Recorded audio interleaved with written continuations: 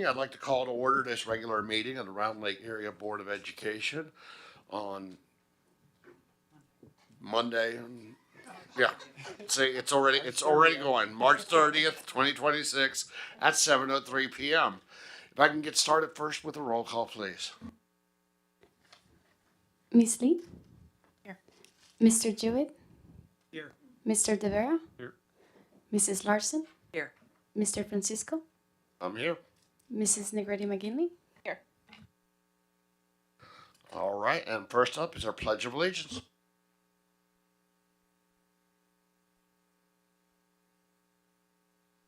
I pledge allegiance To the flag of the United States of America and to the republic for which it stands, one nation, under God, indivisible, with liberty and justice for all.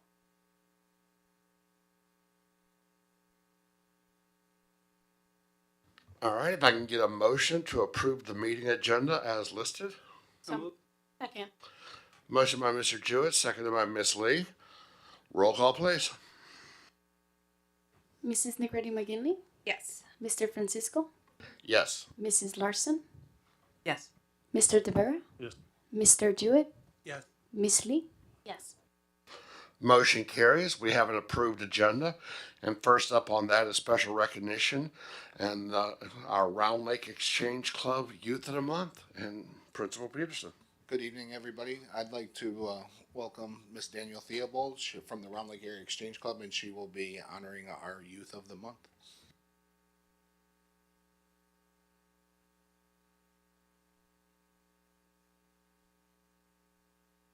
Hello, everyone. It's an honor to be representing the National Exchange Club and our local chapter of the Round Lake Area Exchange Club. For those who may not be familiar, Exchange is a service organization dedicated to strengthening our communities through programs that promote Americanism, community service, youth support, and the prevention of child abuse. One of the ways we carry out that mission is by recognizing and encouraging the incredible young people in our schools. Our Youth of the Month program is designed to highlight students who amplify not only academic achievement, but also leadership, character, and a commitment to making a difference. It's always inspiring to see the talent and dedication represented here in our local school. The students were given the question, how have you personally contributed to society, and how do you envision your future in community service? You'll be hearing the honoree read her essay in a few minutes.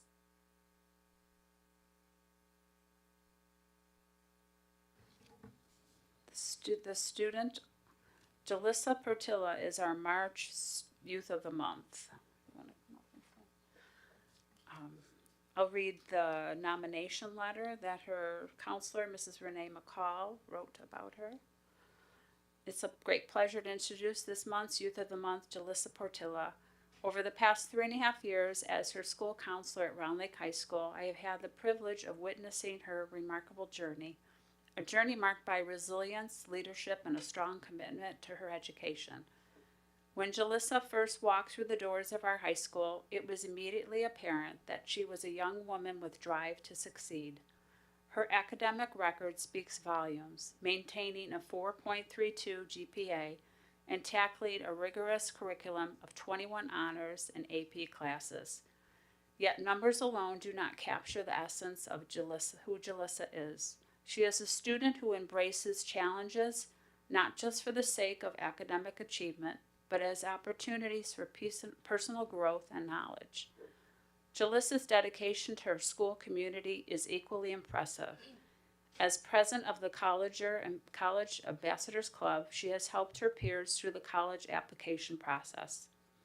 Her role as Panther crew leader amplifies her commitment to nurturing next generation of students, providing mentorship and support to freshmen as they navigate high school.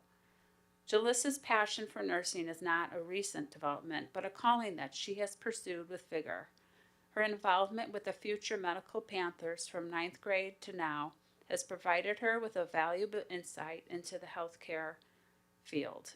This commitment is further evident by her volunteer work in the counseling office, where her empathy and willingness to assist others have left a lasting impact.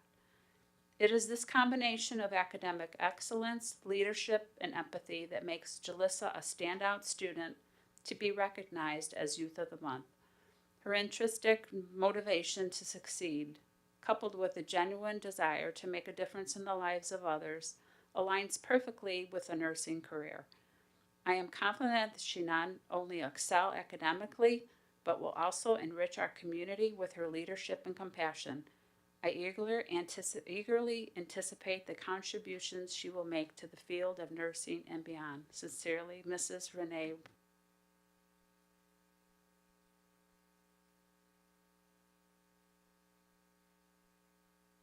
On behalf of the Round Lake Area Exchange Club, it's my honor and privilege to present our Youth of the Month Award and certificate to a truly impressive and deserving recipient, Jalissa Portilla.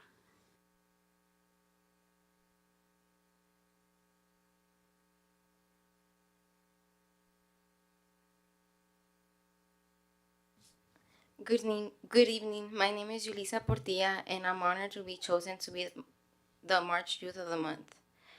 I want to know that I did something to try to change what's going on in this world. I'm becoming an adult, which makes me part of the new generation, where we will play a critical role in shaping the future. I'm now old enough to be able to vote in the upcoming elections. I've seen how this new administration has affected me and those around me. I choose to inform my peers through Instagram reposts because our actions will impact our future. While the political landscape will not change in a day, I have found ways to get involved in my community. From Feed My Starving Children to Bernie's Book Banks, I have engaged in volunteer opportunities which are close to my heart. Creating book bags which are in good condition for elementary school kids, reminds me that I was once that little girl who was so excited when my bag was delivered. I remember that the most fun part was trading books with my peers. While I was helping, I was just thinking about how I now get the chance to be part of the process of making a little kid's day. I can sit here and name everything I've done to contribute to society, but I don't believe specific events define who I am. But what it has taught me is learning the importance of compassion and understanding when helping others. As I grow, I'm learning that everyone carries their struggles differently. Being able to put yourself in other people's shoes is a learned skill, one where you must understand that you won't always know what they may be going through. I believe that small acts such as supporting friends during difficult times or volunteering my time when possible has taught me that community service does not always have to be large or public to make a meaningful impact. Strong communities are those who stay together through tough times and support each other. Lake County faced a difficult time this year, and my family was personally affected. What I learned is that I have a community behind me and we cannot give up. Instead, we need to use our obstacles to make us stronger. Ever since I was a little girl, I wanted to pursue a career in healthcare. Now the time that I've always wished for has arrived. I can see myself as a young child playing with my doctor toys. The feeling that each day is a step toward my dream of being a part of the healthcare community is surreal. My empathy can be seen through my sensitivity because I feel for those who are hurt. I instantly try to see what I can do to make the other person feel better, but I also have the ability to be straightforward. This skill is essential to be able to say the reality of things as long as it's delivered through compassion. I want my future patients to feel safe and know that they're being taken care of with compassion and care no matter their race, gender, or religion. To know that they have someone by their side during some of their most vulnerable moments. There's probably going to be days where I may be too tired, but I will constantly remind myself why I chose this career. I want to make a difference in people's lives. I want to be able to put my patients at ease while they're going through their toughest moments. I hope to become a healthcare professional who can connect at a deeper level. As a bilingual speaker, it will allow me to communicate with patients who may otherwise struggle to express their concerns because language should never be a barrier to receiving compassionate and quality care. While I'm just getting started, I hope to continue to contribute to my community with compassion, leadership, and integrity. Thank you.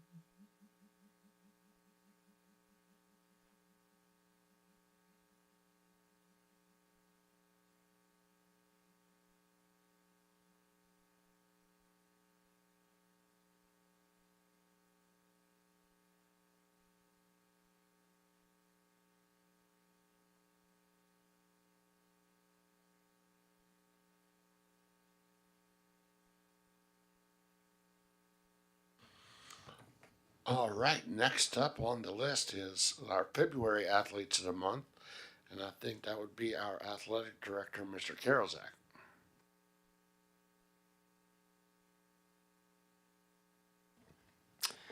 Thank you. Good evening, everybody. Bless you. Uh, all right. Both of our February athletes of the month come from our wrestling programs. First, our male athlete of the month. Um, it's been really cool to see this young man develop from a talented underclassman on varsity who had really cool dyed hair to a leader in the program and a team captain. And just really, really proud of all of the work that he has put in to kind of set our very, very young boys wrestling team this year on the right path to a ton of future success. And just really, really proud of him. He also had some really nice individual accolades in the month of February. Here to recognize further our male athlete of the month for February is head wrestling coach Ken Filas, and he's going to say some really nice stuff about Emilio Chavarria.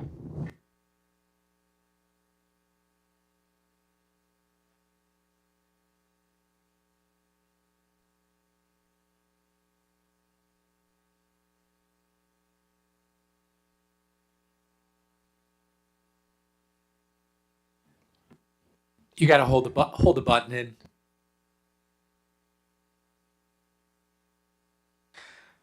All right, now it's working. I just want to recognize Emilio for just having an outstanding February for the boys wrestling program. I tell you what, and Emilio would say this. He came on at the right time. I know it's kind of the cliche thing every coach says at a regional recruiting meeting, but it's actually true when it comes to this guy. He finished really, really strong. He was actually barely above 500, or actually a little bit below it, heading into mid-January.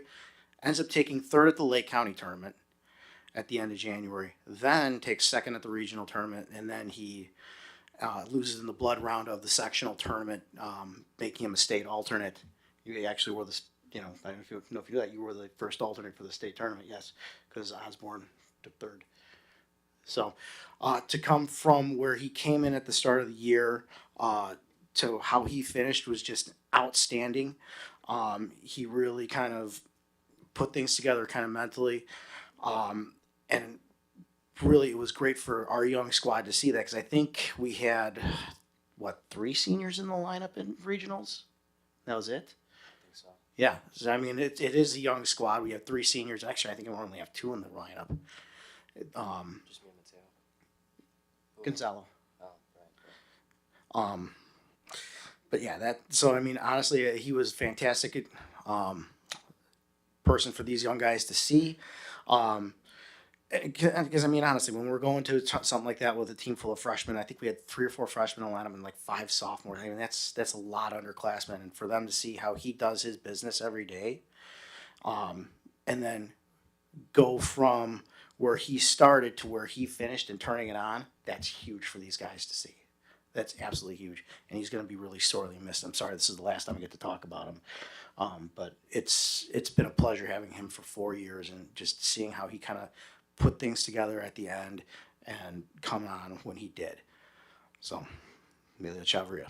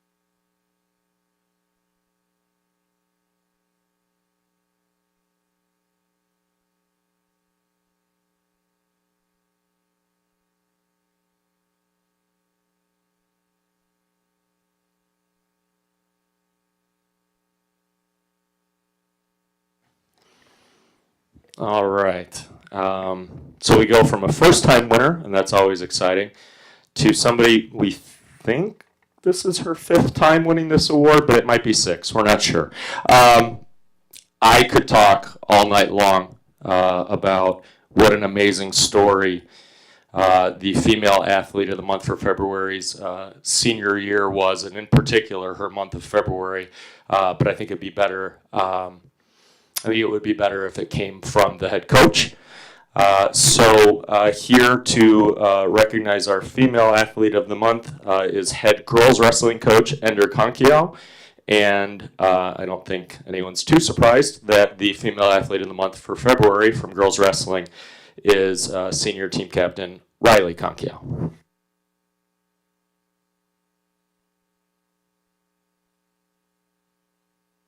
Good evening, everyone. So, Riley has been an integral part of our program for the last 4 years, and what felt like kind of coming back and going to business as usual turned out to be a little bit different this season. Back on December 18th, we were in our home gym, and Riley ended up suffering an injury where she tore her ACL, sprained her MCL, and tore her meniscus.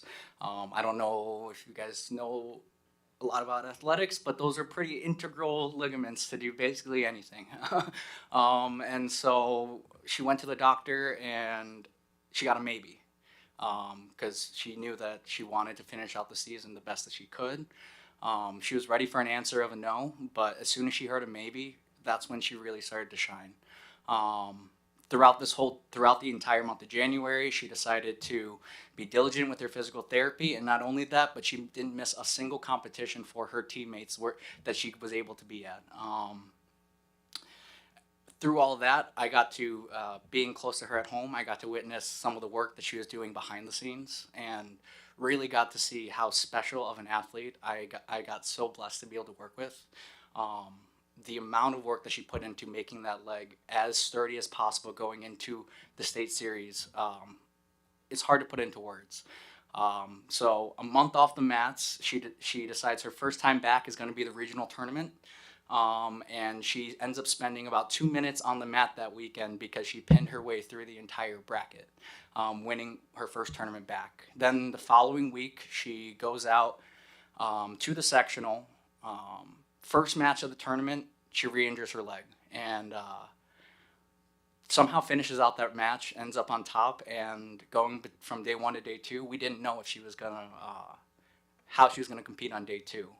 That next morning, she woke up and she found a new monster inside of her, and she decided that she was going to be a state qualifier. And she won her semifinal match, made the finals, and decided that she was going to take a step aside in the sectional finals so that she could go and put her best foot forward at the state tournament. 2 weeks after that, we go down to the state tournament. Candidly, on the inside, there was a lot of talk about potentially just being happy to be there, understanding the situation of her leg, and just enjoying the moment. And she went to that tournament and she faced a girl first round that beat her 2 years ago at the state tournament, and it wound up beating her 15-0. Then her second match, she beat All-American, who placed like top 8 in the country at nationals last summer. In her lost her quarter, and then on her first wrestle back, in order to place, she beat an All-American who placed at nationals last summer to punch her ticket into the placing rounds, making her way to the podium for her second year in a row on basically one leg.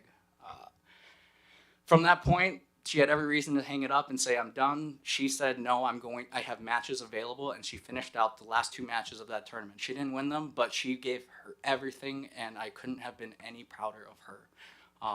I know it's a long story, but I think it deserves to be heard because the things that she has done for this community, for our team, and just everyone, not just in Round Lake, but wrestling as a whole, brings a lot of attention, good attention for us. So I present Riley Kunkel.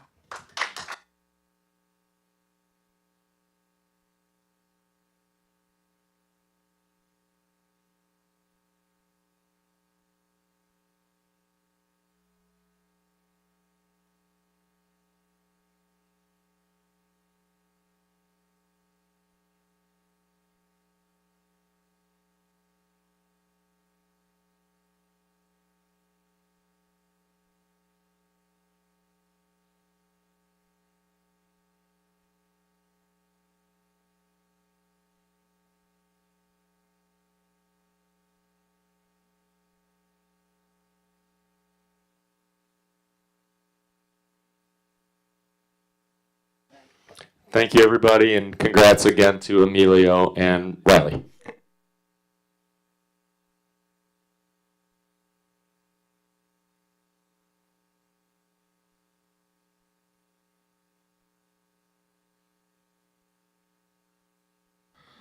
All right.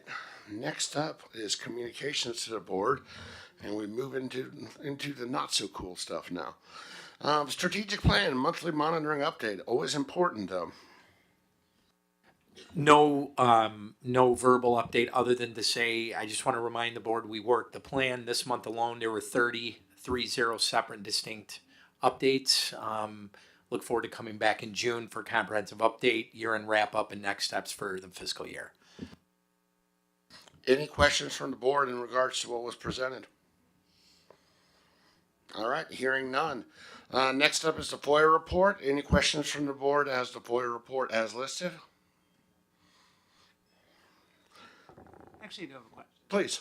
So it seems like there is some, like for instance, the first one, the Pioneer Press, it felt like they're asking for things that are a little bit out of bounds.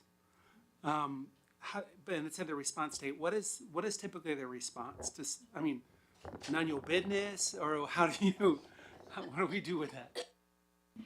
So this one in particular was dealing with DCFS workers. So we would pull those emails and redact any information that was not FOIA-able.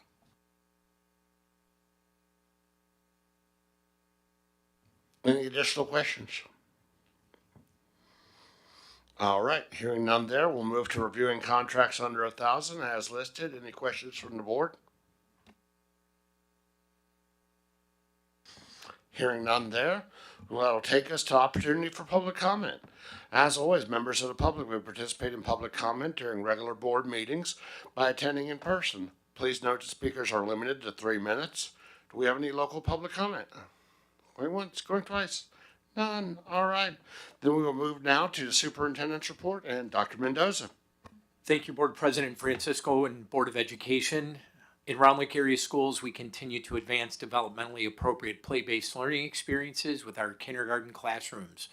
Over the past year, our team has partnered with a state-provided kids program coach to support this work. As a result of the strong progress made by our teachers, the coach recently recommended that Johnsburg School District visit Round Lake to observe our implementation. Ellis Elementary welcomed a group of Johnsburg kindergarten teachers for a half-day visit, where they observed play-based social studies lessons and inquiry-based learning bin activities in action. During the visit, our teachers also shared insights about integrating developmentally appropriate practices into daily instruction. The experience provided an opportunity for professional collaboration and highlighted the thoughtful work taking place in our kindergarten classrooms.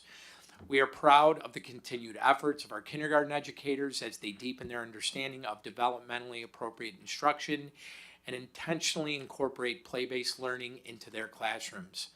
Special thanks to the Ellis administrative team and kindergarten teachers Amy Doherty, Sylvia Reyes-Diaz, and Sierra Jackson for hosting the visit and sharing their expertise.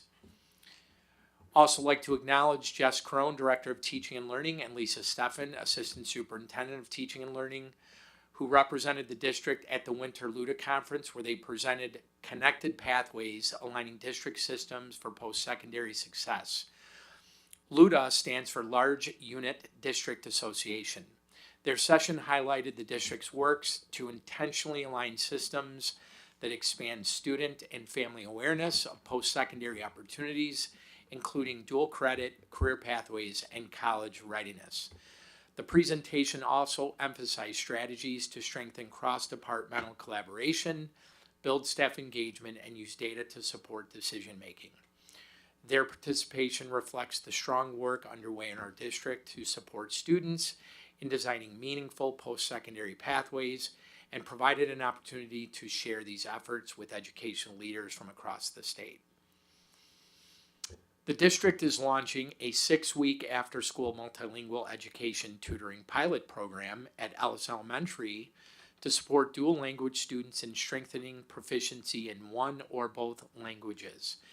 This initiative aligns with the district's commitment to increasing student achievement while exploring effective instructional supports. The pilot will serve targeted students currently receiving Tier 2 or Tier 3 language interventions with identification based on iReady benchmark assessments and access data. 6 teaching positions will support small groups of approximately 15 students meeting twice per week for 1 hour after school. The program will also provide an opportunity to pilot instructional resources from Okapi Educational Publishing provided at no cost and evaluate their effectiveness through pre and post assessment data. The total cost of the program is $6,500 in salary and benefits funded through the Title III grant. And last but certainly not least, we'd like to acknowledge donations that were recently received. A thank you letter will be sent to each donor acknowledging their generosity. $200 by Gail Nottenberg to Indian Hill Elementary School. A tray of pasta and salad by Germanos Round Lake Beach to Beach Elementary. School Rise Literacy Event. And a $250 gift card by Meyer in Round Lake Beach to to John T. McGee Middle School. That concludes the superintendent's report. Any questions for Dr. Mendoza?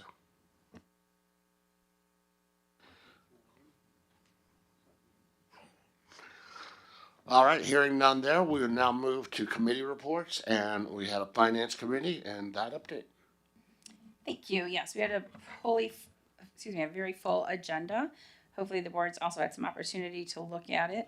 We'll start with E-rate for CDW Palo Alto Firewall Licensing Renewal Agreement. So this is a renewal agreement for obviously for our firewall. This is at a cost of $119,945. It has E-rate reimbursement of $44,028.56 with the district cost of $75,916.45. Last year we upgraded or had two new larger firewalls. Just asked to make sure that the firewalls that we have currently, if any upgrade was needed, and currently we don't, so we are set there. And again, that dollar amount for the E-rate reimbursement can fluctuate once everything settles, but we did ask Mr. Kozak to make sure that his budget could absorb if there's any difference, and they can. Next, we had the prom, it's prom season, so we had the prom DJ contract and the prom footbook. It's the same DJ as we've used in the past for prom, so it's really just a rinse and repeat of the contract. Everything is good. And same with the prom footbook. Next, we had Solution Tree Professional Development. As you all know, we've had Solution Tree previously for our high school and middle schools. Now this is to include our elementary teachers. And just a point of clarification, as asked during finance, we're thinking elementary, that would include our EEC building. It does not. Something will come forward in regards to the EEC teachers, but this will be for elementary, and this is funded through grant funds. Next, we had middle school promotion. Of course, as we're rounding out the year, all these are coming forward. Middle school promotion, the rental agreements that we use with TC Furlong, we've used them for years previously. Just review the contract from finance. We had asked for some clarification on the agreement.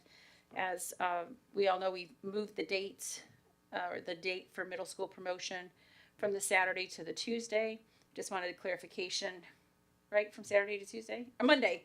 Tuesday's the board meeting. My apologies. Monday's the board, graduation or promotion. So making sure that was reflected in the setup on the contract. And then just the lecterns microphone, it noted 1. We wanted to make sure that, because we use 2, that it was spelled out correctly. So those corrections were made and updated, so thank you to Mr. Kozak for doing that. Next, we have Champion Cheer Culture C3 agreement. This is in connection with Grays Lake North High School for our cheer team. It's professional development and I don't know how many have gotten to any of the cheer competitions this past year. You do see a lot of growth and improvement in the cheer team. You know, Dr. Mendoza went to one, and you could see. So this is just continuing that cheer culture. And like I said, I think at least I can speak to seeing improvements for the cheer team. Next, we have an independent contractor. This is for multilingual language learners. Apparently, I need a speech pathologist. So that agreement there, and that's for coming forward. That is also out of grant funds as well. Next, we have the high school graduation rental agreement. And again, that was a rinse and repeat. Everything was good on that one. United Way Kindergarten Countdown Contract. This is something new coming forward. Dr. Steffen with this agreement for our incoming kindergartners. This is partially reimbursed for the salaries. Benefits come out of the district budget. It's 3 sections of 15 students. We did ask if once this is complete, if they can bring back a report on the success of this program. I think everyone here would be interested in hearing how this goes for those young students and the successes that will bring. And then later on in the agenda, we'll go over in better detail the rejection of the bids for Ellis Elementary School site improvement. Also coming later is the agreement for transportation services for Alto Transportation Agreement. And then next we had the sale of obsolete technology and student buyback. So this agreement that is in the finance packet, again, I recommend the board review this. This will come in the next meeting. This is going to change how we do our student buyback. So the student buyback program that we've had in the past, the student can buy that direct device back. So this is my device. I buy this exact device.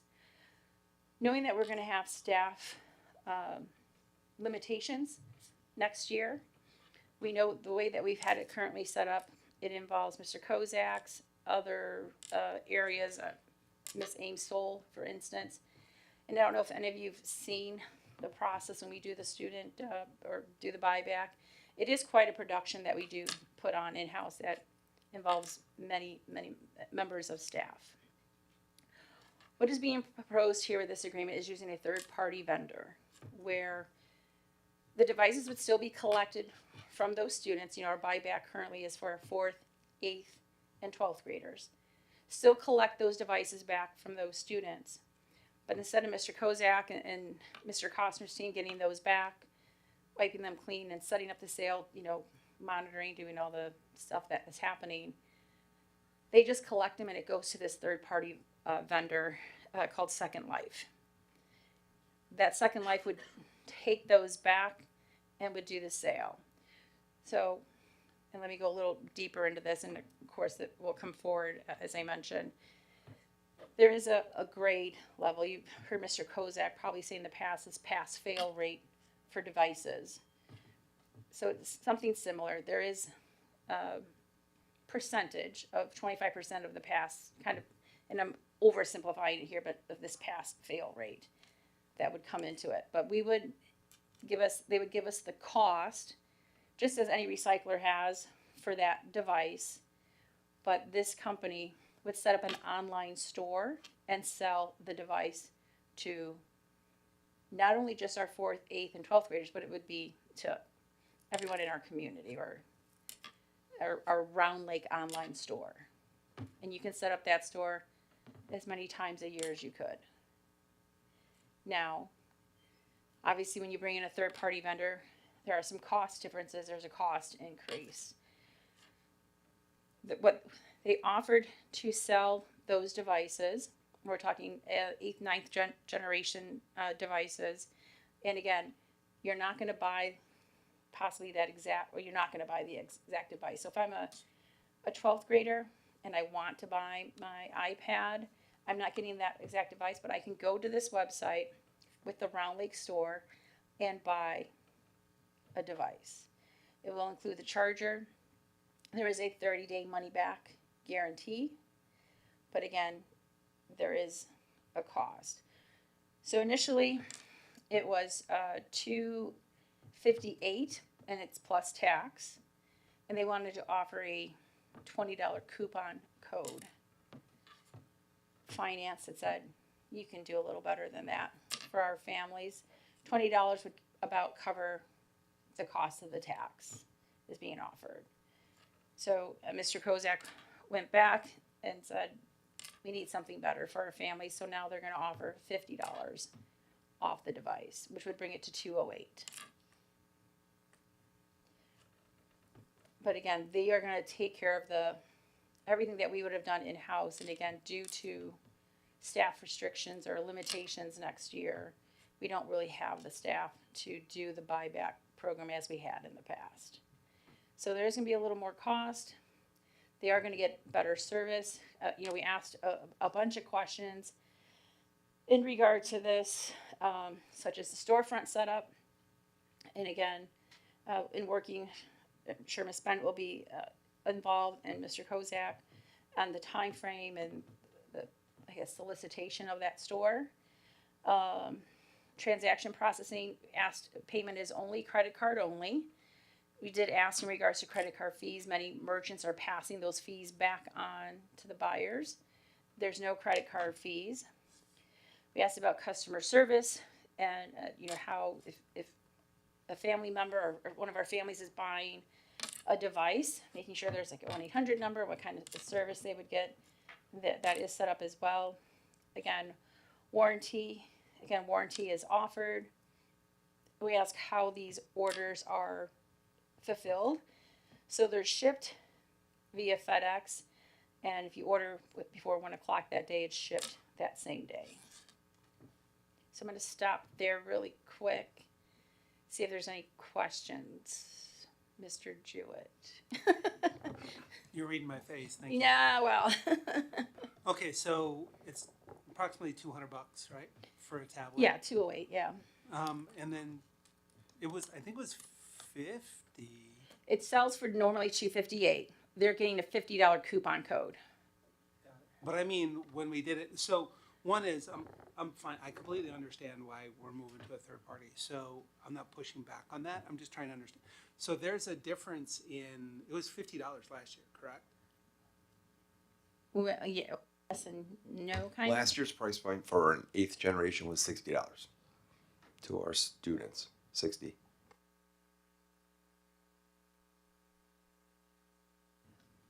That's not a little bit more. That's three. Well, Also a different generation, though. Yes. That was a very old generation. right. I was just gonna Yeah, say, so just to give you context, I think the first year we did it, I think it was 60, 49, 80, 60. It's fluctuated based on market valuation. This year, it's a 9th generation, which is a higher spec machine. We are getting $105 for that equivalent device when we sell it to the retailer. That's our price point. If we were doing the same model previously, that would be what we would use to sell to our families. right.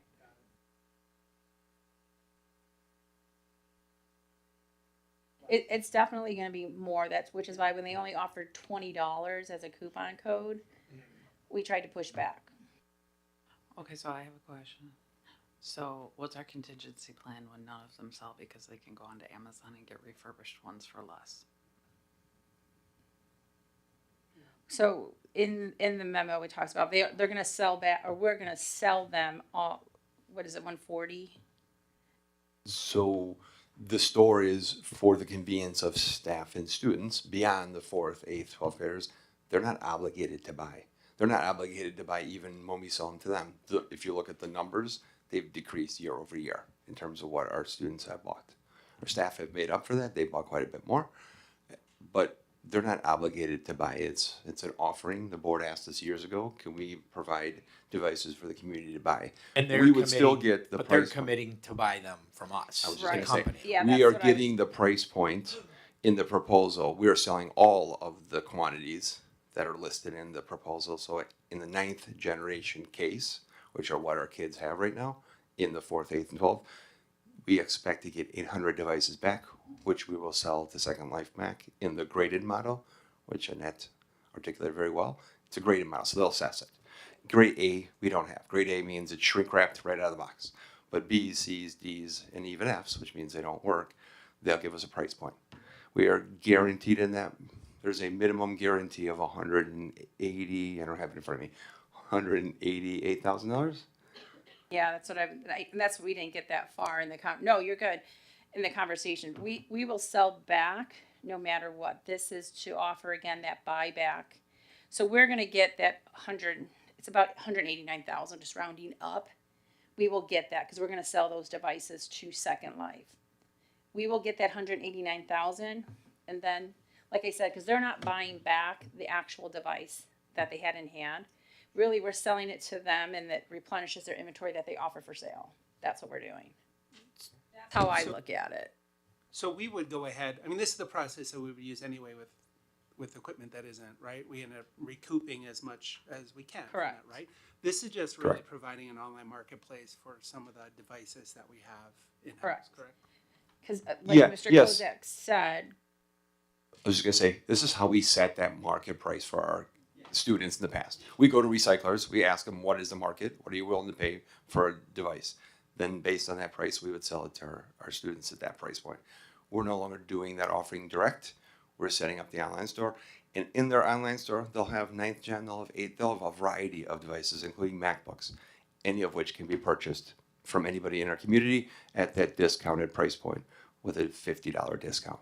Yeah, and correct me if I'm wrong, but say for staff, but the last time it was limited to the students, those 3 grade levels, correct? Right. So now it's open Every to year any it's grade limited. level, whether it's your year to turn it in or not, you can buy one if you'd like, correct? Yes, every year the buyback is limited to the 4th, 8th, and 12th graders. Right. Those are the kids that have a 4-year-old device. That's what these are. That's why we're recycling them, because they're obsolete. right, as I said, so the store would be open outside of that 4th, 8th, and 12th grade students. It'd be open to families and staff. And we can set up the store however many times a year we want to. Mr. Jewett, you're right. It's 2 different things: recycling and then selling back to students or anybody. As Mr. Kozak was saying, like I said, when we started with this program, we said we wanted to get those devices to families. That's a way for them to get them back in hand. So just like you said, it's two components here. All right, and just a small question around that. So my assumption, let's say there's 800 devices, that means there's 800 devices in the Round Lake inventory for the Round Lake store. Once those are, Good question. Yeah, we talked about that. They are not selling our devices. They're selling what they have already on hand. They're collecting our devices. They may be used somewhere else. Their store is readily available. You can go to it right now. You just don't get the $50 discount. Once we open our store, you get the $50 discount, and it's whatever they have on hand. It will more than likely will not be our specific devices. It'll be a ninth gen device that passes whatever their scale is for resale, which is usually a grade C device. Some blemishes, some wear and tear, but operational. Yeah, so like that's why I was saying that we're just replenishing their inventory. It's not going to be a 1-for-1. And then just to again, as mentioned, the quantities in there, and actually it's 800 ninth pad generation. So even if they sell 1,000 of those, but we only replenished or sold the 800, we just get that money back for that 800 devices that we turned in. But we do, which we do though get 3% of the online sales.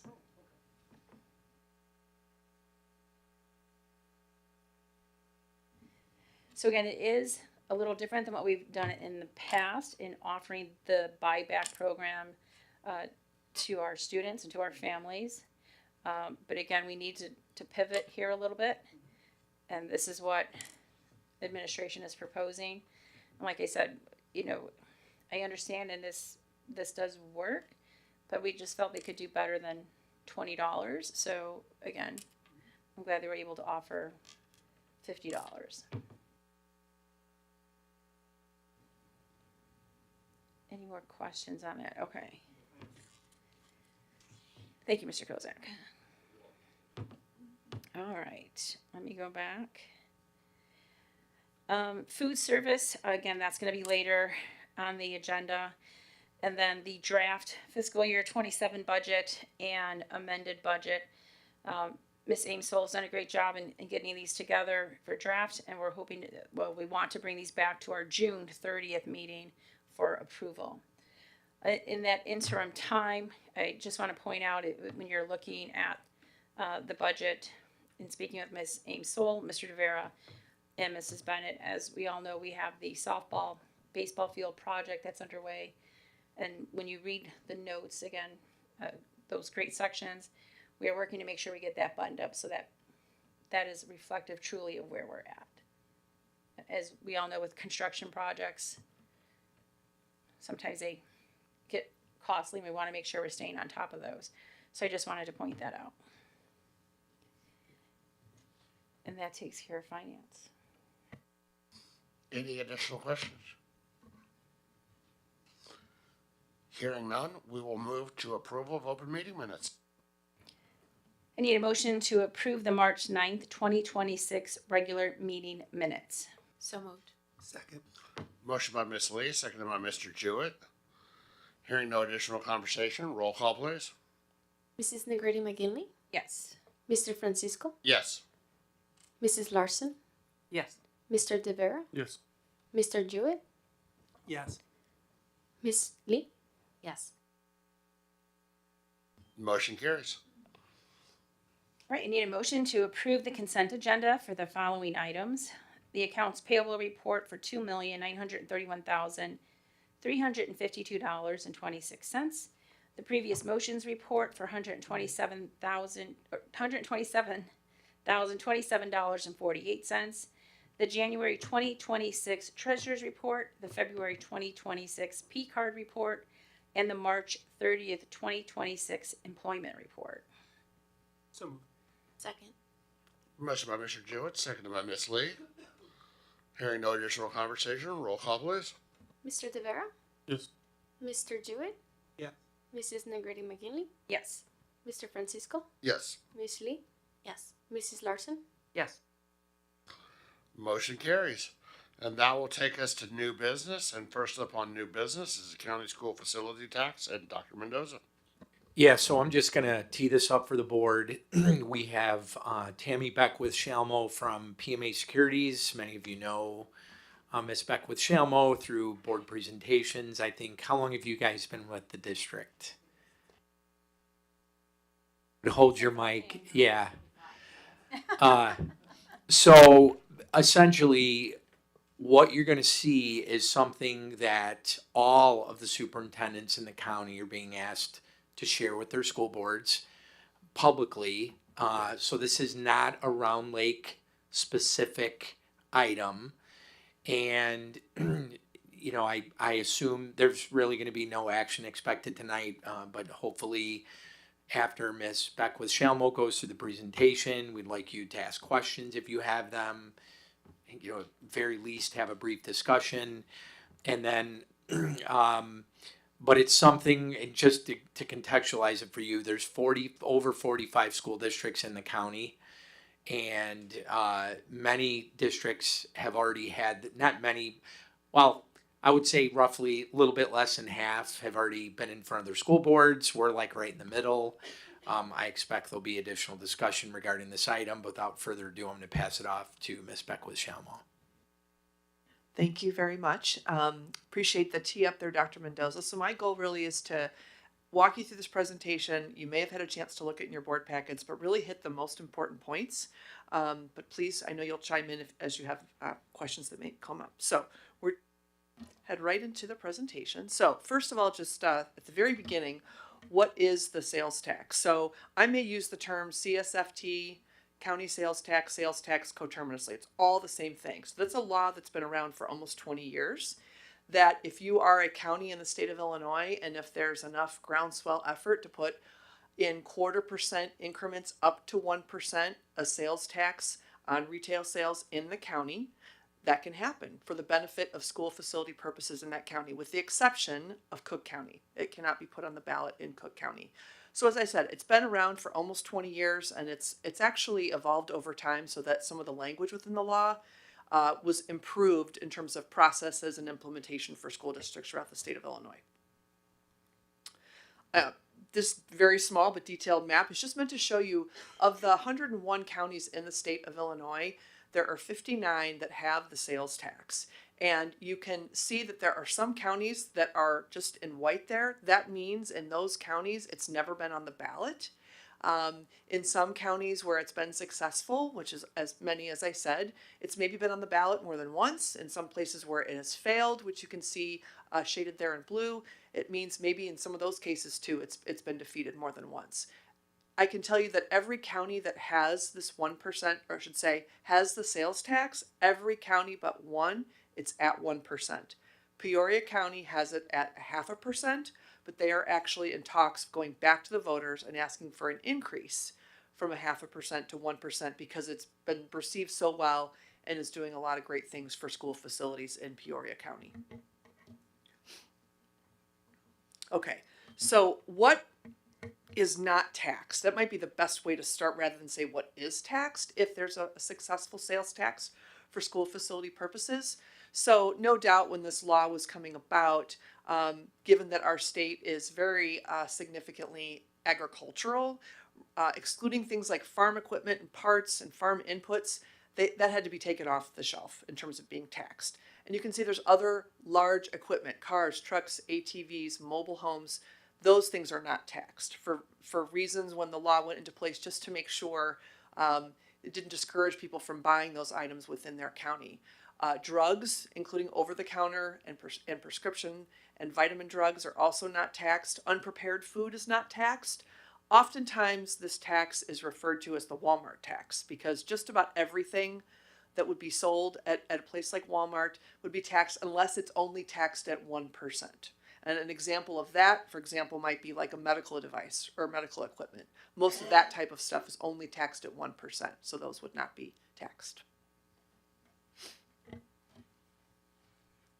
Okay, so this really doesn't apply to you, but I just wanted to mention, so school districts receive sales tax revenue based on their public school district enrollment within their county. There are cases where there may be a school district, and there are a handful of school districts in Lake County that also have students from another county, like McHenry, for example. So if the sales tax were successful in Lake County, they're only going to receive sales tax dollars based on the enrollment of their students that are from Lake County.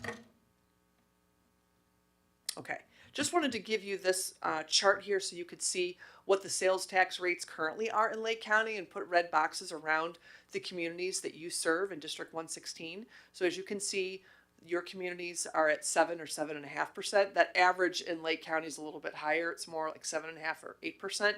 And there are a handful that are up to 9% in Lake County at this time. Okay, very, very small. So I'm going to tell you the most important takeaways here. So what we did was when we were asked to work with Dr. Karner, the regional superintendent, a few months ago to try to understand how this tax might impact school districts in the county, we were able to get data from the Illinois Department of Revenue in terms of sales tax over a period of time. And the most recent data we could get was November of 24 through October of 25.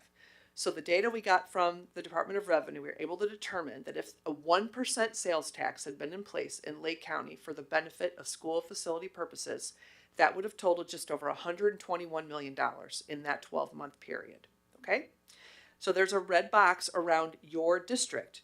Your student enrollment based on the 24-25 fall housing enrollment was about, I gotta put my glasses on now, I'm so sorry. 6,358. Thank you. I knew it was something under 6,400. That represents, based on the 24-25 fall housing report, about 5.4% of the total public school enrollment in Lake County. So your share of that 121 million would have been just under $6.6 million for that 12-month period. So that's a number for that year. So what we're saying is the first year, if the sales tax had been implemented, your district would have received $6.6 million roughly, just in year one. Does everybody follow that? Okay. Oops. A little too fast. Okay. this is, I think, really, really interesting. Whenever school districts are contemplating putting this type of question on the ballot, it's always a good idea to try to get an understanding of where's your sales tax revenue coming from in the first place. And Lake County is fairly unique in that you've got Wisconsin to the north, you've got McHenry County to the west, and you have Cook County to the south. Meaning you have a lot of people driving through Lake County every single day for jobs, recreation, all sorts of things. And there's a consulting firm out of St. Louis called PGAV Planners. Okay, they provide various services, but one of the main things that they do is they look at retail sales history data for governmental units, or even if you are, let's say, Walmart again, and you're thinking about building a new Walmart somewhere in Lake County, you might hire PGAV to help do some analysis to determine where would it be most profitable for Walmart to put that new store based on sales tax, buying patterns. Where might they make the most money? Okay. But from the lens of a bunch of school districts trying to study this, PGAV can come up with data to say, well, Lake County, we can, based on looking at credit card data, we can tell you with pretty good certainty what the trends are. Who is shopping in Lake County and where's that revenue coming from? And so from a report that's only about 3 months old now, that report showed that at least 52% of the retail transactions in Lake County are coming from non-Lake County residents. Everybody follow that too? Any questions on that? And it's interesting, before PGAV provided the report, I personally would have not been surprised if that percentage was in that 40 to 45% range.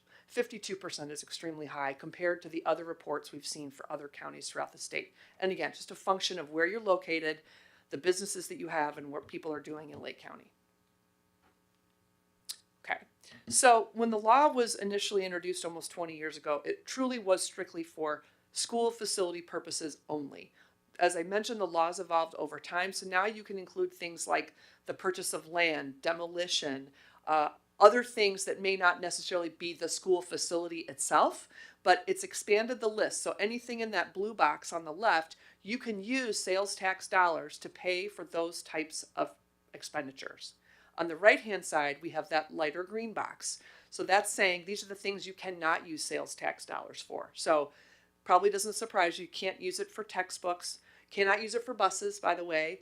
You cannot use it for operating expenses unless, you see the asterisk, it goes toward salaries for mental health professionals or school security personnel, as long as it's detailed in the ballot language, which I'll come back to that in a second. You cannot use it to pay for computers. You could use it for the infrastructure, wiring in the building, but you can, in a server room, but you cannot use it for the actual computers themselves.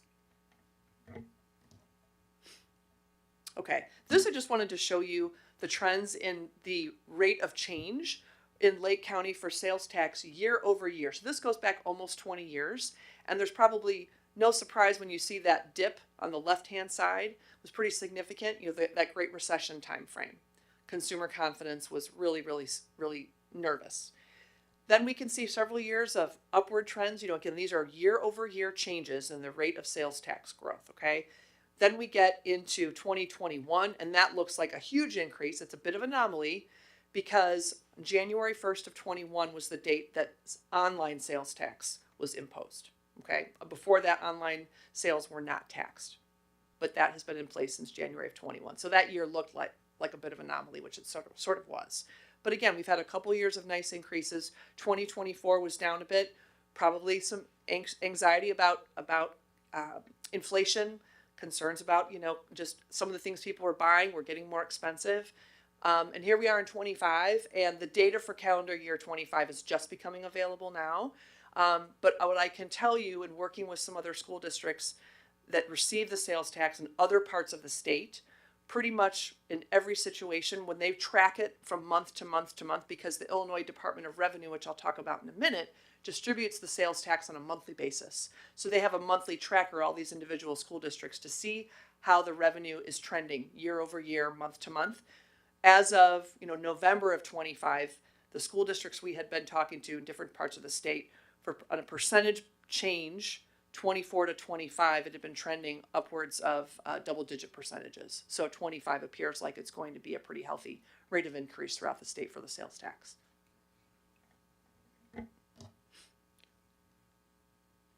Okay, so in order to get a sales tax referendum on the ballot, boards of education that make up more than 50% of the student enrollment, public student enrollment in the county, have to adopt a resolution to put the question on the ballot. And if that happens, if there's enough boards of education that represent that population, then they submit their resolutions to the Regional Office of Education, and then the ROE has to certify the question to the county clerk, and then the county clerk has to put it on the next regularly scheduled election. Here's what the ballot language looked like, and comes right from statute. So other than filling in what the percentage increase would be, and my understanding is all the conversation that's happening at the other Lake County school districts, it's 1%. You can see the bracketed language on whether you want to include the coverage of salaries for school resource officers and mental health professionals. My understanding is also that all the school districts that are having these discussions, like you, are including that language. In order to pass this type of referendum, if it's on the ballot, it's a simple majority. So 50% plus 1 of everybody in Lake County that votes on that election day is necessary to pass it. It's not by, school district boundaries. It's just throughout the county, whatever that number is that votes. It's that simple majority. Okay? And then if the referendum passes, then that sales tax is imposed at the rate that was laid out in the ballot question. And the dollars actually start flowing to school districts about 4 months after the tax is collected. So it's not immediate, and I'll come back to that in a second about when would you actually start to receive the money. Okay, so a couple things I think are important for you to know as board members is this sales tax, if it were to pass and that revenue starts to be collected by the Illinois Department of Revenue, it gets deposited with the state treasurer, and the state treasurer holds it until they disperse it to the ROE. This is not revenue that is subject to state appropriation. It is not part of the state of Illinois' bill. The state can't hold on to it and use it for its own purposes. These are dollars that are earmarked for school districts in the county if the sales tax passes. Okay? So once the ROE gets those dollars from the state treasurer, then the ROE has 30 days to do its calculations and distribute the dollars to all the local school districts. And they're going to base it on, again, public school enrollment within the county. And they're going to base it off the most recent fall housing report. Okay? If you pass the sales tax and if your district starts to receive sales tax revenue, you have to put the sales tax receipts into a special school facility occupation tax fund. It has to be segregated. It cannot be put in the education fund, can't be put in the O&M fund, or your existing capital projects fund. It would essentially be a sub account of your existing capital projects fund, but it has to be segregated and earmarked as sales tax revenue. Okay? Okay, so we talked about the ways that sales tax dollars can be used in terms of the projects. How do we actually get that to projects? So there's basically 3 ways that you as a district, as a board of education, could use sales tax revenue. It can be one of these ways. It can be a combination of 2 or 3 of these ways if you wanted to.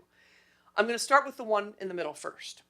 One would be pay-as-you-go capital projects, meaning we looked at earlier that revenue in that year 1 example would be about $6.6 million. You could say, okay, we're going to get that revenue in year 1. I'm going to have items in my budget for that forthcoming fiscal year of $6.6 million. I'm going to spend it on capital projects. As the money comes in, I'm going to use it.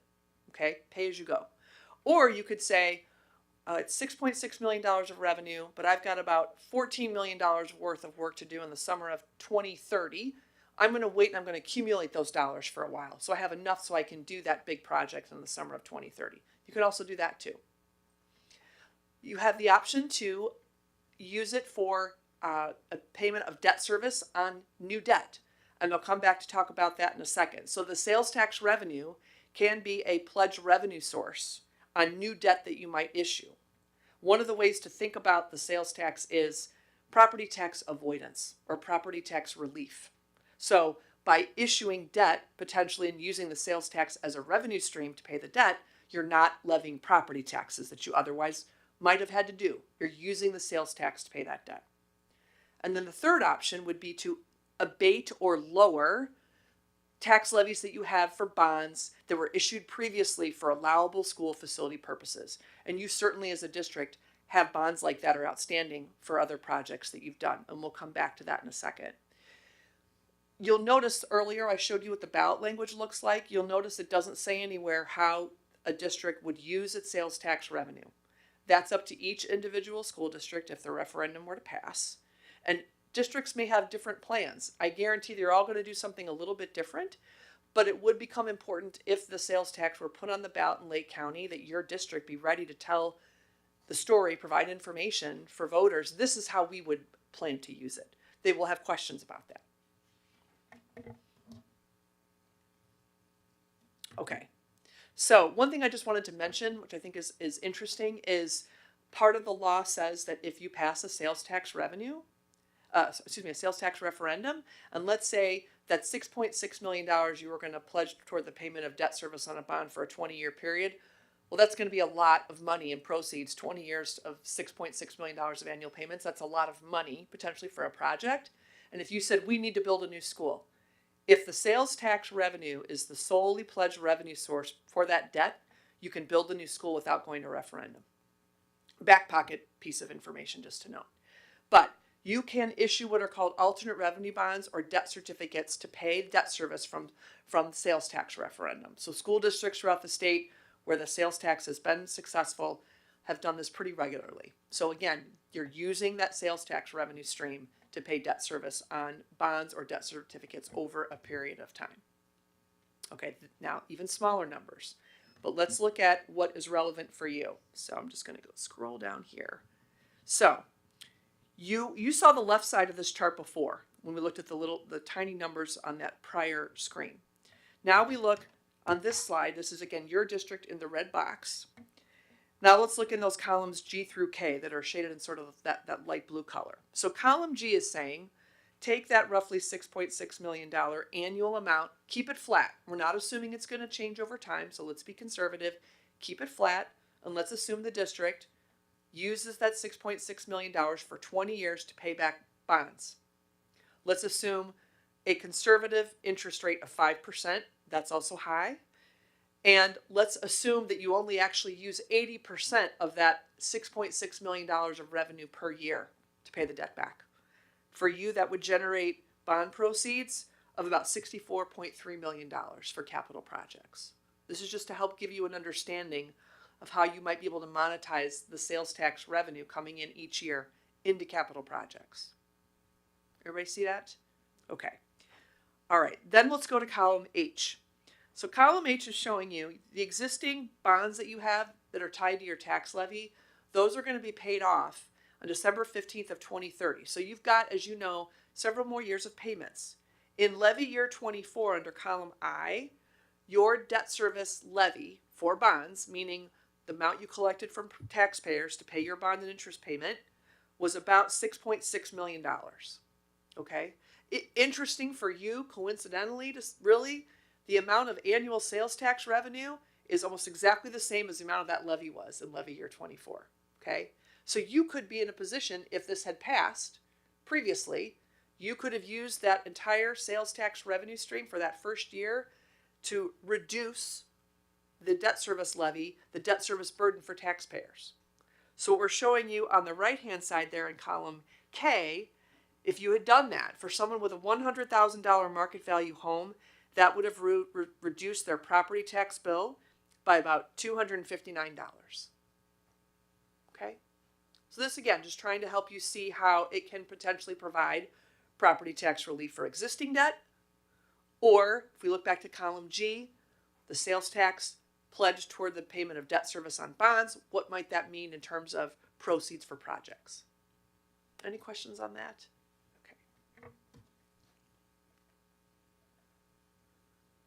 Okay, so a couple of things just to think about with sales tax at a high level. So your sales tax percentage, of all the other districts in the county, it could change a little bit from year to year. In fact, it will. It will never be exactly the same from year to year because the enrollment of all the school districts in Lake County changes from year to year. The question becomes, how does your rate of change compare to everybody else? So for example, if your enrollment declines at a slower rate than all of your neighbors, then your percentage of the revenue might actually go up a little bit. Okay? So, or conversely, if everybody around you is growing really fast and you're not growing quite as fast, then your share of the pie might go down a little bit. You're not going to see these huge swings, but from year to year, the percentage could change a little bit. And as I sort of alluded to a little bit earlier, the sales tax in and of itself, the concept of sales tax is recognized as an extremely economically sensitive revenue source, right? So as we have concerns about tariffs and inflation and wars and all sorts of things that influence consumer sentiment and confidence, that absolutely over time, and you saw that graph, we can have some periods of time where the sales tax revenue may not continue to go like this. You may have some blips in the radar. Okay, a couple of things I just want to mention really quickly. The sales tax revenue, if a referendum were to pass, has absolutely nothing to do with PTEL, meaning you will continue to adopt your tax levy every year and receive what you're entitled to under PTEL, regardless if you have a sales tax in place or not. This also has no impact on your ability to issue debt against that debt service extension base, or the DSEB we've talked about before, which is your ability to sell bonds on a non-referendum basis. This is a completely separate topic outside the tax cap. Okay, so just timelines a little bit. So as I know Dr. Mendoza has talked to you about, there's conversations happening throughout Lake County. Lots of school districts are having these same conversations at the board table. So we wanted you to see this timeline of upcoming election dates. So November of 26 is the next election date, of course. That's a general election, and you can see those couple other dates behind it as well. But November would be the next opportunity. Now, and I know, again, this is also very, very small, but I wanted to just kind of be able to show you, based on a November of 26 election date, terms of board decision, and I know Dr. Mendoza can speak to this a little bit more as well, but the statutory requirement for boards of education in Lake County, if there's enough impetus to get it on the ballot in November, boards of education would have to do that no later than August 17th. I know that likely if it were going to happen, if there'd be enough boards to do that, there's a push to do it quite a bit sooner than that. But those conversations, as Dr. Mendoza said, are happening right now. So that would, again, get it on the ballot in November.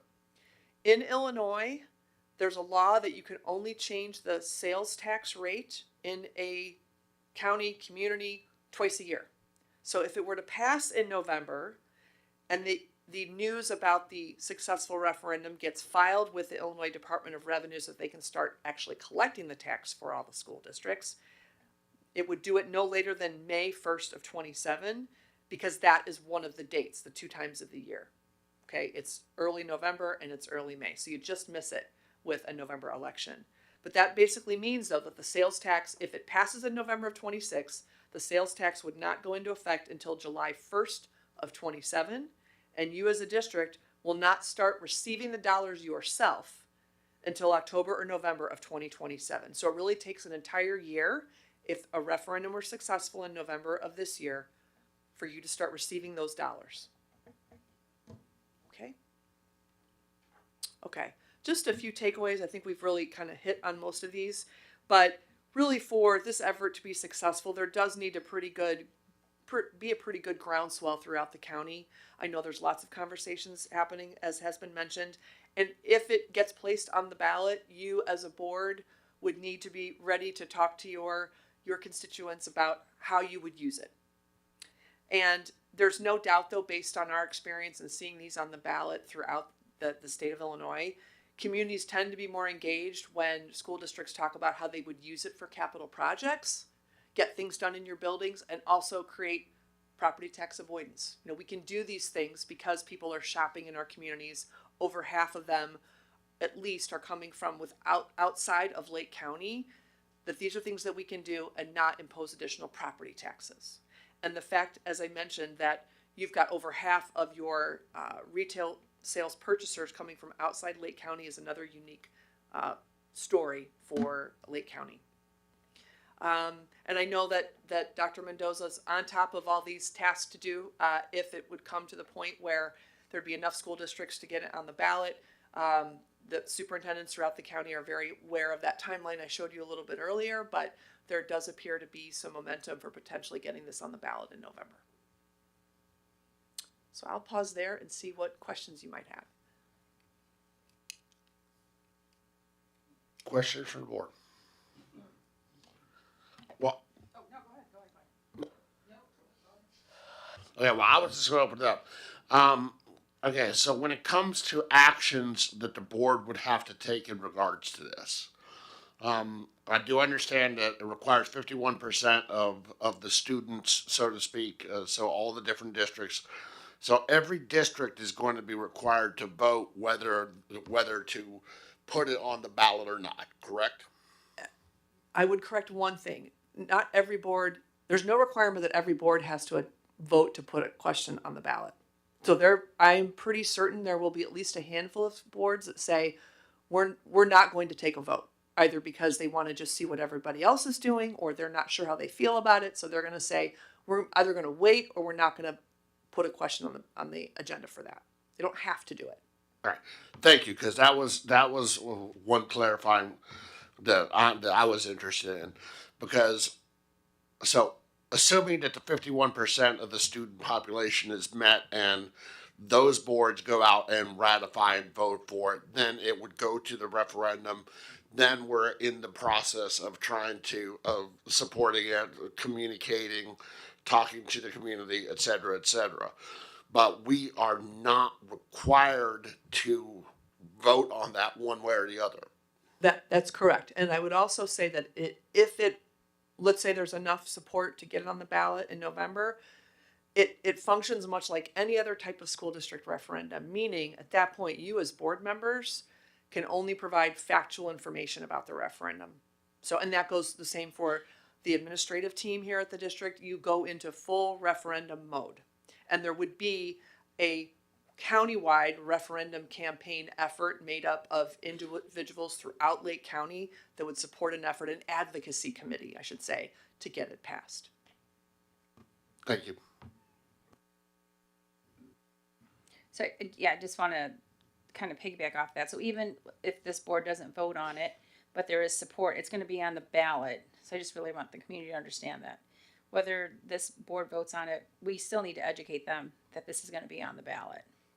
Right. It still could be on regardless if you take action on it or not. And then you'll likely be asked, what does this mean for our district? How would you as a board use it? Right. So then my next question, because you mentioned about how we could do property tax abatement or capital projects. So if it passes, this board then gets to decide how we will use those funds within the district. We can do a combination of both or one or the other. That's right. And just to clarify, because I want to make sure I got this. If we talk about it and we decided, yes, we think this is a good idea, we would only be suggesting to the regional office, hey, we think we should let our constituents decide about this. Your vote is basically, if you voted to support it, if you approved a resolution to put it on the ballot, that's exactly what you're doing. You're saying, Dr. Karner, Regional Superintendent, ROE, please put this on the ballot and let the whole county vote. Also, just to confirm, if boards vote no or choose not to vote, if it passes, they still get the revenue, correct? That's exactly right. And the sample ballot language that you have in here, this would be for the county. It's not specific to a school district, correct? That's right.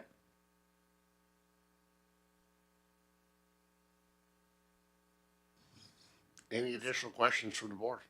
Just, sorry, just Please. one last thing. Let me get to that slide. Sorry. So the slide about what purchases are excluded from the CSFT. I know that bullet point where it says drugs, including over-the-counter and vitamins, and I know it excludes medical appliances. Do you know when this group that goes out to educate the county, will it be more specific? Because I know, we have a senior population, so they go to Walgreens or Walmart, wherever it is, and they buy that at-home blood pressure monitor. I really want to make sure they would understand that is excluded from that tax. There is an effort I know going on right now in terms of gathering information about what because there really should be a county-wide communication initiative, right? And then there can be at the local school district level as well. I know that there's an effort, a group of people thinking about organizing so we can get the message up about exactly what you're describing. But so I can't tell you with certainty exactly what they're planning on putting there, but I know that they would say something about here's what's not taxed.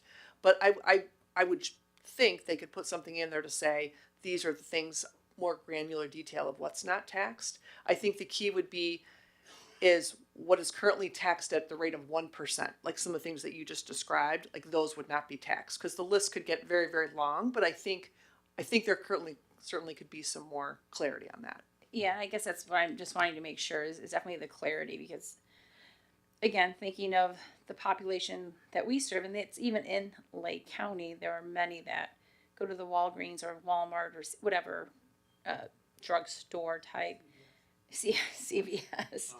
Okay. To pick up, those devices that are available. And I just, making sure that that's communicated because when I just look at it where it says, drugs over the counter and vitamins, the medical space is large and what you can get at CVS, Walgreens, or Walmart. Understood. Tammy, you always present information so clearly, and I just want to thank you for taking time to come out and speak with our board directly. I very much appreciate it. You're welcome. Thanks for having me. Sorry, can I have one last question? My apologies. So did I hear right that it seems like currently right now there's enough districts that support it that it would go on the ballot for November? Did I hear that correctly? I'm not in the straw poll group, but Dr. Mendoza may have a better handle on that. I have heard, let's put it this way. I have talked to several superintendents who believe there are enough districts organizing to probably have at least 50% of the enrollment represented. Dr. Mendoza, you may know something more recently than I do, but that's my understanding. Yeah, I know districts aren't going to want to speak directly on it. I was just, because I believe we're probably not the only district that you're coming to present. So you being out in the other districts in the county, I was just curious. Yeah, I will say the conversation's happening everywhere right now. So I'm probably doing, since the beginning of March and through early May, probably 15 of these presentations alone. So there's a lot of conversation going on about it. Thank you. Thank you.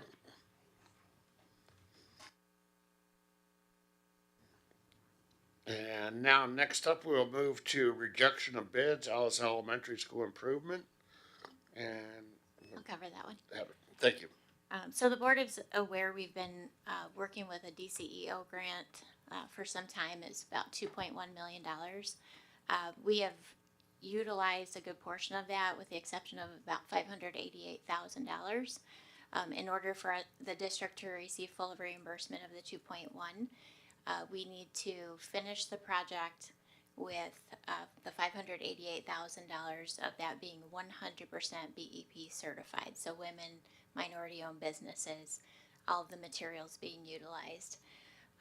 So we, as you know, we went out for bid for a project at RLAS. We were looking to do paving and concrete and the replacement of a water main that's just off of the district's property there. So I think we reported at the last meeting, we thought that we had some good information from the two bidders, and after Mark and our engineer reviewed that information, we found that they were not able to comply with the 100% BEP certification. So going back to the drawing board. So at this point in time, we're asking that the board reject the two bids that we received for that proposed project. And then going forward, we are continuing to have a conversation about minimally how we can address the water main issue over there. And looking at an alternative DCEO grant that we have access to, changing the scope slightly on that one to hopefully just take care of that water main. With that grant, there is no BEP certification requirement, which is helpful. And then we're still exploring some other opportunities to use that $588,000, and likely we'll be using smaller projects to account for that, and they'll be safety related in some capacity. So Corey Fink is exploring some different options that we may have there. We hope to bring that back here relatively soon. So just to note that, as I mentioned, that was on the Finance Committee agenda, and as you heard Mrs. Bennett say, it's those requirements that those contractors have to meet is pretty tough. So looking at ways, because again, we all know the issues Ellis has encountered with the water main issue. So it definitely, we're working on trying to still get that addressed.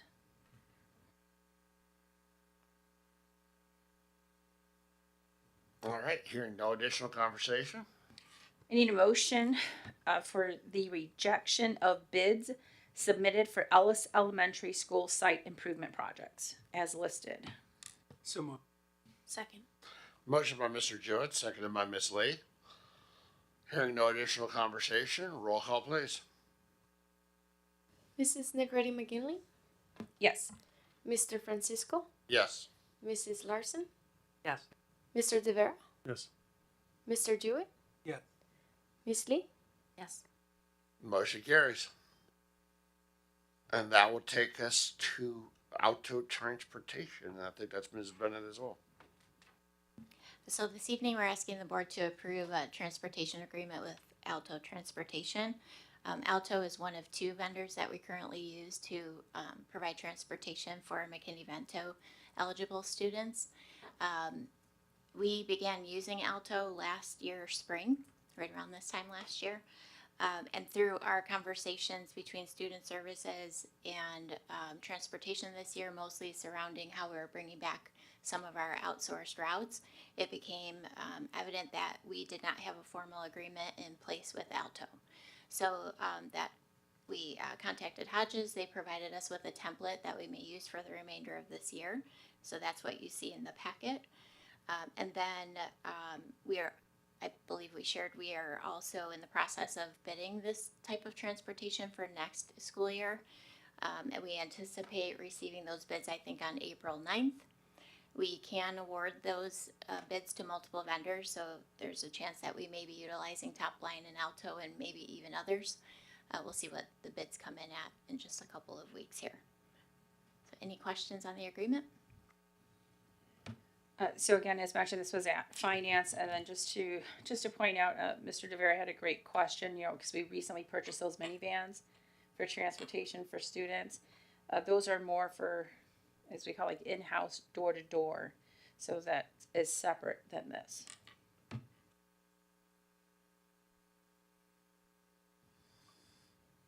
Hearing no additional conversation, I need a motion to approve the agreement for transportation services with Alto Transportation. So Second. motion by Mr. Jewett, seconded by Ms. Lee. Roll call please. Mr. De Vera, Yep. Mrs. Larson, Yes. Mrs. Negretti McGinley, Yes. Mr. Francisco, Yes. Miss Lee, Yes. Mr. Jewett. Motion carries. And that'll take us to our food service management company contract renewal and Ms. Amsel. Thank you very much. Back in June 2024, the board awarded its bid for its food service management company to Organic Life. As part of that bid, the district is allowed to, not only it allowed for the district to have a 1-year contract with them, but also to extend that contract for up to an additional 4 years. Tonight, we are coming in front of the board to request a second 1-year extension available to us under that contract, and it would be given to us under the increase of CPI for food. So while our levy goes by CPI for all goods, the bid the bid requirements are that the CPI that applies to this contract is actually for food. So we're coming to the board tonight to request that we extend that contract for an additional 1 year. This would be our second of our optional 4 years of extensions with Organic Life. And as a side note, the district has been with Organic Life since 2018. So this was reviewed at finance, and as you heard Ms. Amsel mention, this is just an extension of this agreement, which is why we're not currently going out to bid after we reach that 4 year. we will go out to bid. So this is just the extension for another year. Hearing no additional conversation? I need a motion to approve the food service management company contract renewal with Organic Life LLC as presented and authorize administration to execute, file, and or publish all associated necessary documents in compliance with statutory requirements. So moved. Second. Motion by Ms. Lee, seconded by Mr. Jewett. Roll call, please. Mrs. Larson, Yes. Mr. Jewett, Yes. Mr. Francisco, Yes. Miss Lee, Yes. Mr. Tavera, Yes. Mrs. Negretti McGinley. Yes. Motion carries. And that'll take us to positive occurrences. I'll start. I don't know a lot of details on it, but I'll start with our Winter Guard. From what I saw on the social media, they won first place in the Midwest Color Guard Championship. That one. So awesome job there. I don't know a lot of the details. I just saw that one. So I'm sure Mrs. Klingler will bring us all up to date. Yeah, at the next exactly. meeting. I was saving that for her. but unfortunately, she wasn't here, and it happened this weekend. So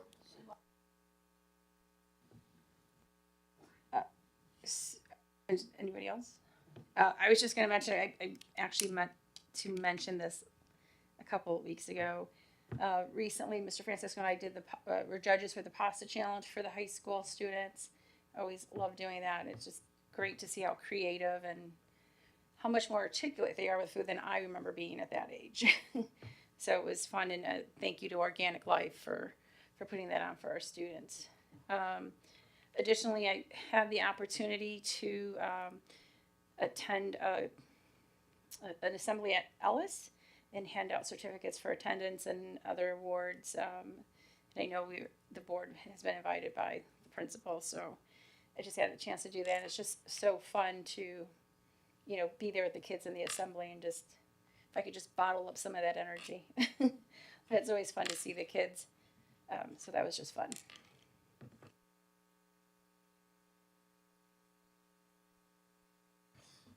hearing nothing else on positive occurrences, we'll move to any future agenda items. Just wanted to update the board. I've spoken to Dr. Karner about the interest in having a visit, so I'll be coordinating that. So expect in the next couple weeks, Janera to reach out to you to coordinate, a date that works. And also we'll have Dr. Thomas, the new CEDAL superintendent, come out. But it'll probably be after July 1st, simply because she's not working there yet. She starts July 1.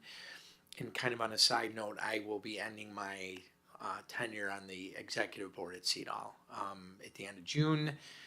Thought about it a couple years ago, but I was a little concerned about their budget, and they've done a lot since that time. I wanted to get the new superintendent hired. That's done, and frankly, somebody else needs to take a turn and serve. So it's been good learning for me. So yeah, so I'll come back with those more specifics on those items.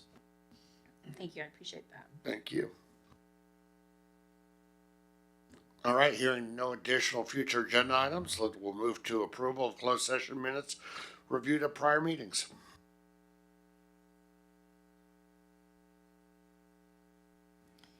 All right. I need a motion to approve the closed session minutes for the, wait, is that where I'm at? Sorry. I need a motion to approve the closed session meeting minutes from the regular meeting of February 23rd, 2026. So moved. Second. Motion by Mr. Jewett, seconded by Ms. Lee. Roll call, please. Mrs. Negretti McGinley, Yes. Mr. Francisco, Yes. Mrs. Larson, Abstain. Mr. Tavera, Yes. Mr. Jewett, Yeah. Miss Lee. Yes. Motion carries. I need a motion for approval of the release of previously unreleased closed session meeting minutes from January 2024 through June 2024. So moved. Second. Motion by Mr. Jewett, seconded by Ms. Lee. Roll call, please. Mr. Tavera, Yes.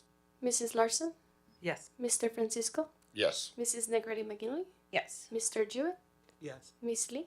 Yes. Motion carries. Need a motion to approve the March 30th, 2026 final review of closed session meeting minutes from January 2024 to June 2024. So moved. Second.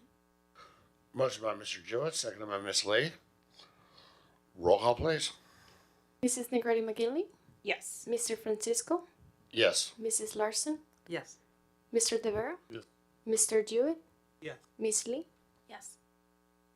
Motion carries. And that will bring us to needing a motion to convene in closed session as permitted by statute 5 ILCS 120/2 for the purpose of discussing the following. Closed meeting minutes 5 ILCS 120/2 C21. Student matters 5 ILCS 120/2 C9. Litigation 5 ILCS 120/2 C11.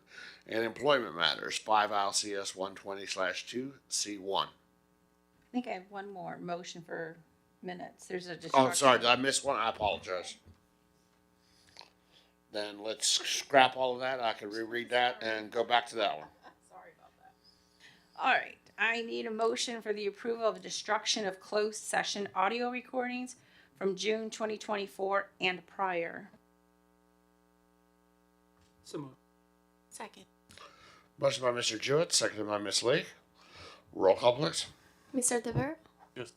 Mr. Jewett, Yes. Mrs. Negretti McGinley, Yes. Miss Lee, Yes. Mrs. Larson, Yes. Mr. Francisco. Yes. And motion carries. Which will bring us back to the closed session motion, which were the ones I stated: employment matters, litigation, student matters, closed meeting minutes. So moved.